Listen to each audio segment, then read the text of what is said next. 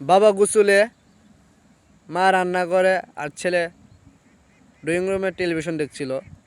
এমন সময় পাশের বাসায় কে যেন এসে দরজায় টুকি দিল। ছেলে দরজায় গিয়ে দেখলো পাশের বাসায় করিম সাহেব দরজায় টুকি দিচ্ছে। বললেন, চাচা কি হয়েছে, এত সকালে কি মনে করে? চাচা বলল, ভাতিজা তোমাকে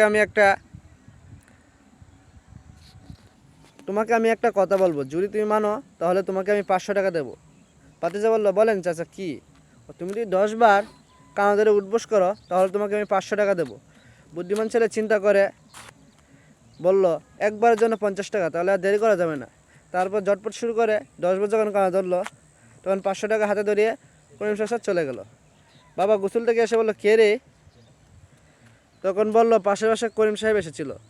তিনি বললেন, আমার 500 টাকা কি দিয়ে গেছে? ছেলে তো হতবাক হয়ে গেল। কি হলো সে?